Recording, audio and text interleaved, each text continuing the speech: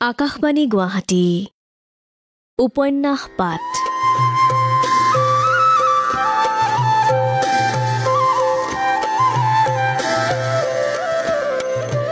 এই অনুষ্ঠানত প্ৰচাৰ হৈ আছে মহাপুৰুষ শ্ৰীমন্ত শংকৰদেৱৰ জীৱনৰ ভেটিত সৈয়দ আব্দুল মালিকে ৰচনা কৰা উপন্যাস ধন্য নৰতনু ভালৰ ধাৰাবাহিক পাঠ।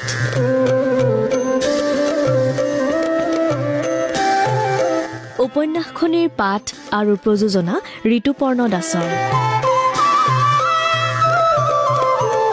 এয়া শুনক ধন্য নৰতনু ভালৰ ধাৰাবাহিক পাঠ।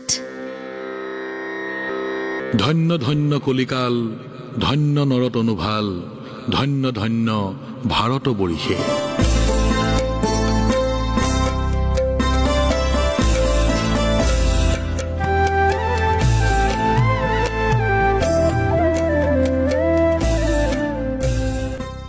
পাটবাউসীৰ ব্যস্ত দিনবোৰ পাৰ হৈ গৈছিল। শংকৰদেৱৰ কাষত আহি নতুন নতুন শিষ্যই একশৰণ নাম ধৰ্মৰ দীক্ষা গ্ৰহণ কৰিছিলহি। হাবি বনেৰে ঘেৰা বৰলচুং বুলি জনাজাত পাটবাউসী মুখৰ হৈ উঠিল গীত নাট কীৰ্তনৰ মধুৰ ধ্বনিৰে, পুৱা গধূলিৰ ধৰ্মচৰ্চা আৰু আলোচনাৰে। বৰলচুং হৈ পৰিল এক নতুন শিক্ষা সংস্কৃতিৰ প্ৰাণকেন্দ্ৰ। নাৰায়ণ ঠাকুৰ, গোবিন্দ গৰমালী, বুঢ়া ৰাম আতা, বুঢ়া গোপাল আতা, বলৰাম, চান্দখাই আদি ভকতসকলৰ লগত লগ লাগিলহি হৰিদেৱ, দামোদৰদেৱ আদি বিশিষ্ট বৈষ্ণৱসকল। নিতৌ ঘৰৰ পৰা আহি নাম প্ৰসংগত যোগ দিয়েহি মাধৱদেৱে। এক নতুন প্ৰেৰণা, এক নতুন উদ্দীপনাত উদ্বুদ্ধ হৈ শংকৰদেৱ মাধৱদেৱে ৰচনা কৰি যায় গীত নাট, সংস্কৃতৰ পৰা ভাঙনি কৰি যায় বিভিন্ন গ্ৰন্থ। পাটবাউসী হৈ পৰিল এক নতুন জীৱন আৰু জীৱনাদৰ্শৰ স্নায়ুকেন্দ্ৰ। শংকৰৰ দ্বাৰা প্ৰচাৰিত আৰু প্ৰৱৰ্তিত নতুন একেশ্বৰবাদী নাম ধৰ্মৰ কথা কামৰূপ, কমতা, কোচবিহাৰ সকলোতে বিয়পি পৰিল।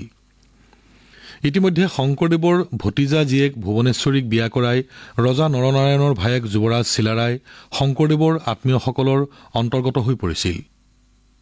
চিলাৰায়ৰ সমৰ্থন, ৰক্ষণাবেক্ষণ আৰু পৃষ্ঠপোষকতাত শংকৰী বৈষ্ণৱ ধৰ্মই পূৰ্ণ বিকাশৰ সুযোগ আৰু অৱকাশ পালে। ভকতৰ ভিৰ হ'বলৈ ধৰিলে।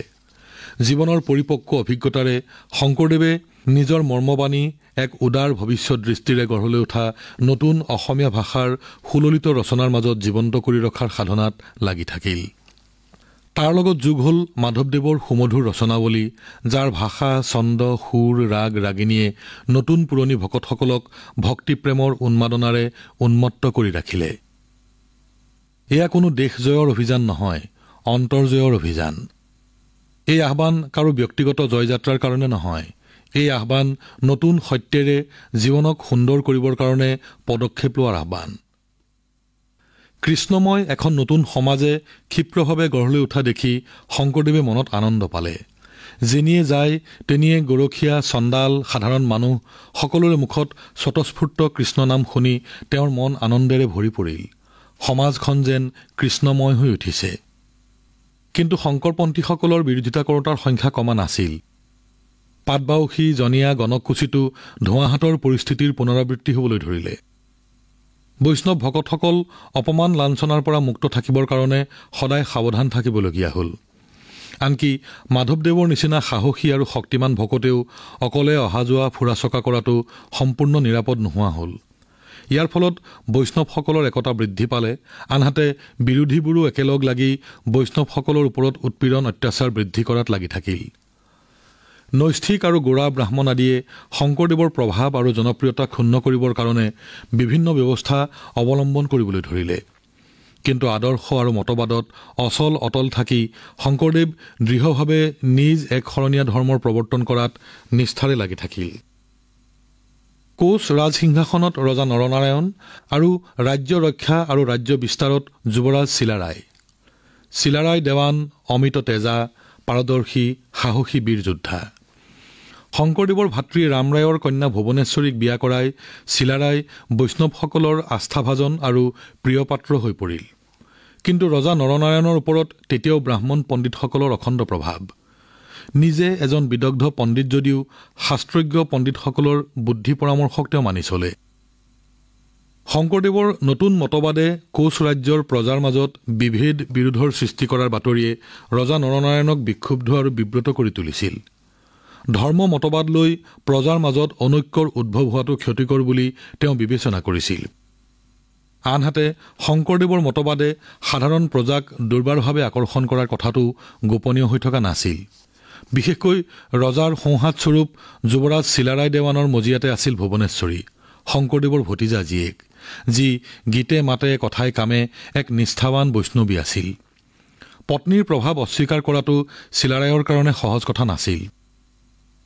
শংকৰদেৱৰ ব্যক্তিত্ব আৰু কাৰ্যকলাপ সম্পৰ্কে ৰজা নৰনাৰায়ণৰ কাণত পৰস্পৰ বিৰোধী দুই ৰকমৰ বাতৰি পৰিছিল।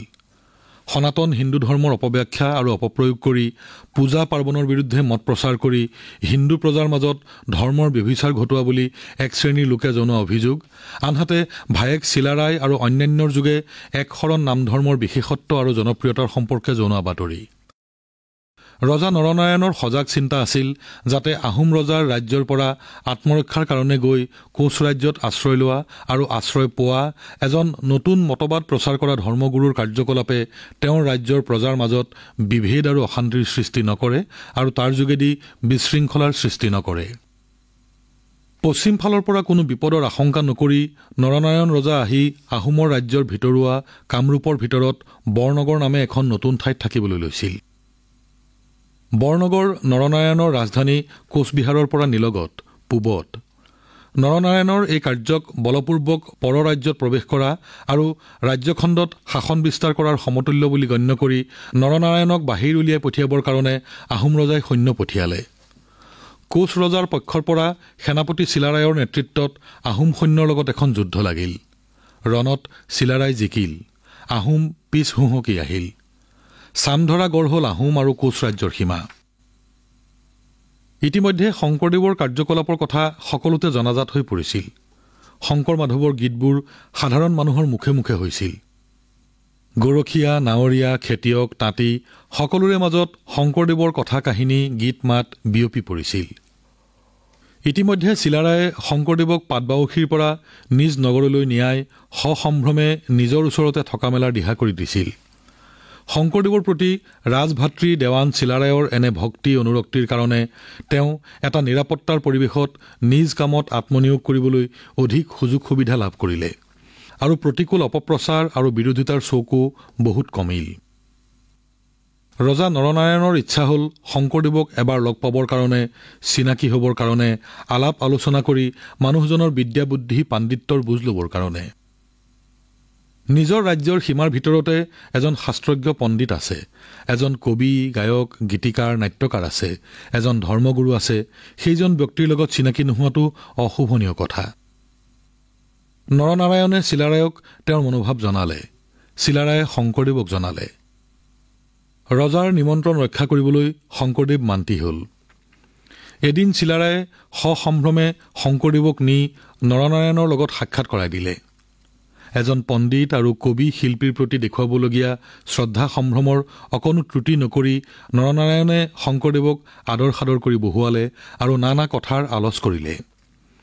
নৰনাৰায়ণে শংকৰদেৱৰ মুখৰ পৰা গোপী কৃষ্ণৰ কথা, বৃন্দাবনৰ কথা, বৈকুণ্ঠৰ কথা, বৈষ্ণৱ আদৰ্শৰ কথা বিতংভাৱে জানিবলৈ বিচাৰিলে। শংকৰদেৱৰ মানসপটত চিৰজীৱন্ত হৈ থকা বৈষ্ণৱ ভক্তৰ স্বপ্নৰ সেই কৃষ্ণৰ কাহিনী, গোপগোপিনীৰ কাহিনী, বৃন্দাবনৰ কাহিনী নৰনাৰায়ণৰ চকুৰ আগত দাঙি ধৰিলে। ৰজা মুগ্ধ হ'ল। মৰ্ত্যবাসী মানুহৰ চকুৰ আগত উদ্ভাসি উঠিল মানস লোকৰ অজৰ অমৰ কল্পচিত্ৰ, যাক চাবৰ কাৰণে, যাক পাবৰ কাৰণে ধৰ্মাত্মা লোকসকলৰ শ্ৰম চেষ্টাৰ অন্ত নাই। শব্দেৰে, কথাৰে, ভাষাৰে যিখন অতীন্দ্ৰিয় লোকৰ ছবি শংকৰদেৱে নৰনাৰায়ণ চিলাৰায়ৰ চকুৰ আগত দাঙি ধৰি ৰজাক উন্মনা কৰি তুলিলে, তাৰ এই বৰ্ণাঢ্য চিত্ৰপট চকুৰে চাবৰ কাৰণে আৰু আনকো দেখুৱাবৰ কাৰণে হাবিয়াস জন্মিল ৰজা নৰনাৰায়ণৰ। যি বৃন্দাবনৰ বৰ্ণনা শুনিলোঁ, সেই বৃন্দাবনৰ চিত্ৰ যদি চকুৰে চাবলৈ পালোহেঁতেন। শংকৰদেৱে জনালে তাকো কৰিব পৰা যায়। তাঁতীকুচিত নিপুণ পাৰদৰ্শী শিপিনীসকল আছে। তেওঁলোকে চকুৰে দেখা সকলো বস্তু, চন্দ্ৰ, সূৰ্য, ফুল, লতা, পাত, জীৱ জন্তু, চৰাই চিৰিকটি, মানুহ, দনুহ, পৰ্বত, নদী সকলোৰে চিত্ৰ কাপোৰত বৈ উলিয়াব পাৰে। সূতাবোৰ নানা ৰঙেৰে বোলাই নানান চানেকিৰে ফুল তুলি শিপিনীহঁতে ৰমক জমক নানা ফুল কাপোৰত বাছে। পাট, মুগা, কপাহী, মেজাংকৰি, এৰী নানা সূতাৰে বিভিন্ন ধৰণৰ চালে চকুৰি যোৱা কাপোৰ বব পাৰে তাঁতিকুছিৰ শিপিনীহঁতে। যি শিপিনীয়ে মকৰা সূতা যেন সূতাৰে ছাঁতে শুকোৱা মুঠিতে লুকোৱা মিহি কাপোৰ বব পাৰে সিহঁতেই বৰ কাপোৰ দলিচাও বব পাৰে। কাপোৰত বৃন্দাবন তুলি দেখুৱাব লাগিলে নানা ৰঙৰ সূতা লাগিব। কিছুমান তাঁতিক সেই কামতে লগাই ৰাখিব লাগিব। বৃন্দাবনৰ চিত্ৰ তুলিবলৈ শিকাই দিব লাগিব। প্ৰতি মাকো সূতা বওঁতে ছবি তুলি বাচি যাব লাগিব, সময় লাগিব। কিন্তু তাঁতিকুছিৰ শিপিনী তাঁতিয়ে পাৰিব, কাপোৰত বৃন্দাবন বৈ উলিয়াব পাৰিব। লাগে নানাবুলীয়া সূতা, লাগে সময়, লাগিব ধৈৰ্য আৰু শ্ৰম। নৰনাৰায়ণ সন্মত হ'ল, সূতাৰ যোগান ধৰা হ'ল। শিপিনীহঁতক বৃন্দাবনী কাপোৰ বোৱাত লগাবলৈ আদেশ নিৰ্দেশ দি নিয়োগ কৰাৰ অধিকাৰ শংকৰদেৱক দিয়া হ'ল। নৰনাৰায়ণে শংকৰদেৱক পাটবাউসীৰ বৰভূঞা পদত অধিষ্ঠিত কৰিলে আৰু তাঁতিকুছিৰ প্ৰজাৰ ওপৰতো কৰ্তৃত্ব দিলে। কোচ ৰজাৰ অধীনস্থ এজন বৰভূঞা হিচাপে অঞ্চলটোৰ শাসনৰ দায়িত্ব আৰু মৰ্যাদা শংকৰদেৱে লাভ কৰিলে। নিতৌ শংকৰদেৱ পাটবাউসীৰ নিজ বাসস্থানৰ পৰা তাঁতিকুছিলৈ যায়। তাঁতিয়ে কাপোৰ বয়, শংকৰদেৱে কাপোৰত কি ছবি বোলোৱা সূতাৰে বাচিব লাগে শিকাই দিয়ে। দিনটোত 12 আঙুল কাপোৰ বোৱা হয়।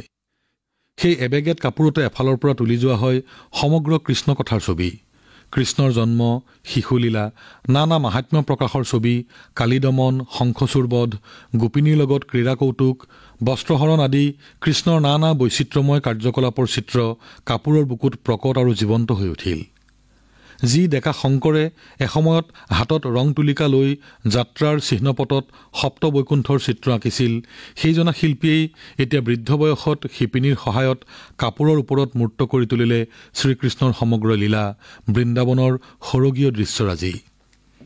এডাল এডালকৈ সূতা বৈ বৈ একোডাল সূতাৰে একোটা চিত্ৰৰ অকণ অকণকৈ ৰূপ ফুটাই তুলি দিনে এবেগেটকৈ কাপোৰ বোৱাই বোৱাই 4 মাহৰ মূৰত বৃন্দাবনী বস্ত্ৰ বোৱাই সম্পূৰ্ণ কৰা হ'ল।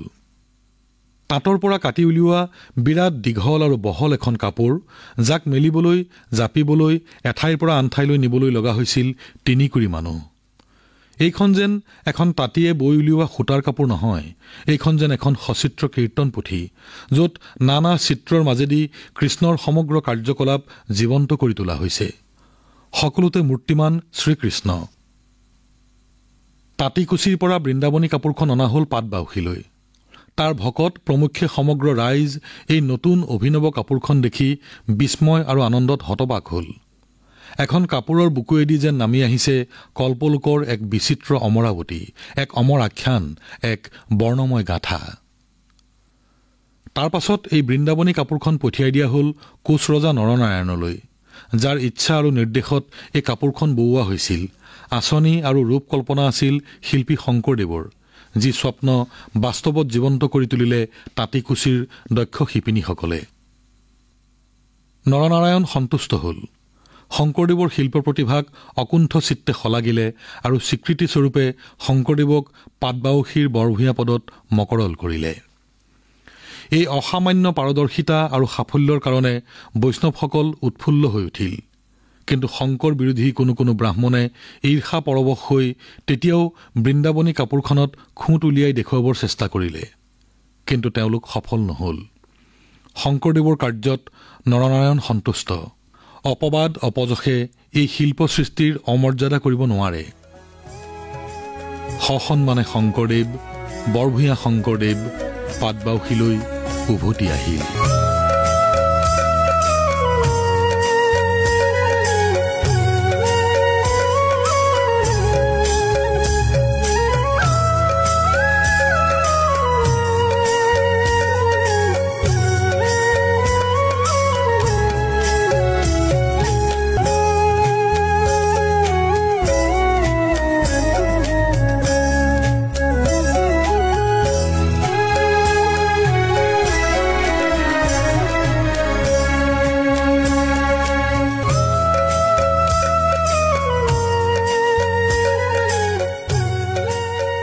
এশটা বিচিত্ৰ সংঘাতপূৰ্ণ দীঘল বছৰ চাওঁতে চাওঁতে কালৰ বুকুত হেৰাই গ'ল।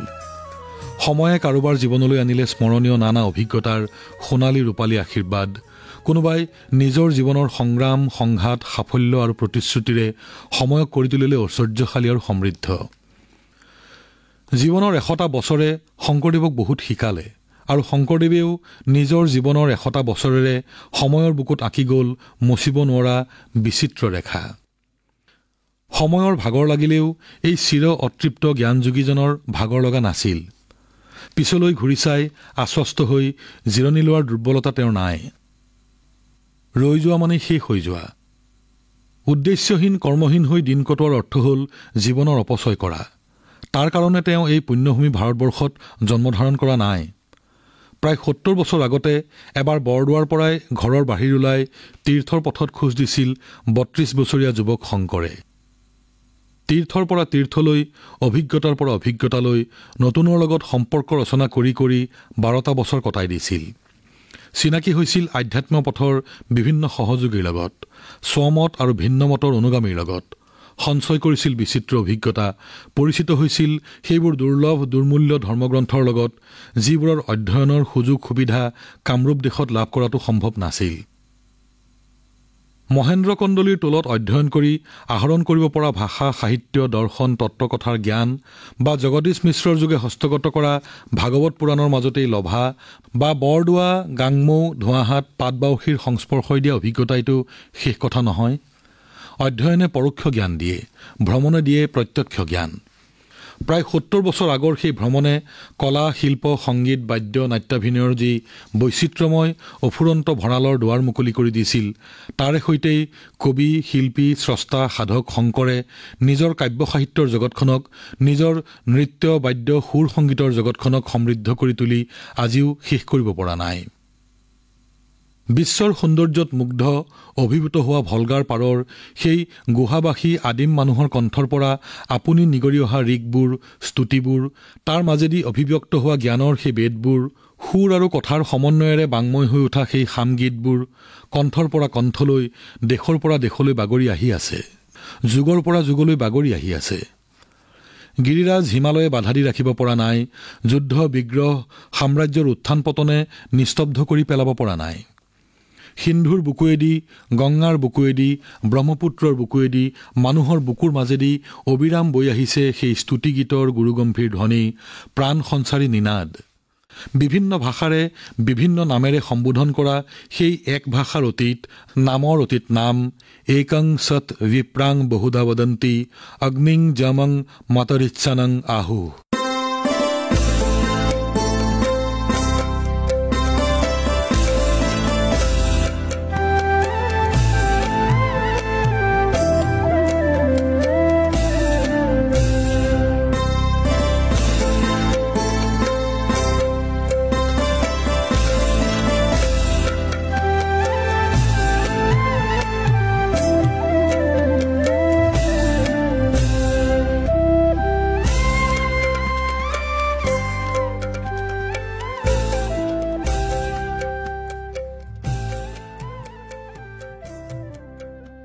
ধন্য নৰতনু ভাল। সৈয়দ আব্দুল মালিক ৰচিত উপন্যাসখনিৰ ধাৰাবাহিক পাঠৰ দা ৫৫তম খণ্ডটি শুনিলে। শীৰ্ষ সংগীতৰ সংৰচনা আছিল উৎপল বৰাৰ, উপন্যাসখনিৰ পাঠ আৰু প্ৰযোজনা ঋতুপৰ্ণ দাসৰ। ধন্য নৰতনু ভাল উপন্যাসখনিৰ ধাৰাবাহিক পাঠৰ পৰৱৰ্তী খণ্ডটি শুনিবলৈ পাব অহা সপ্তাহৰ এই একেটা বাৰৰ এই একে সময়তে।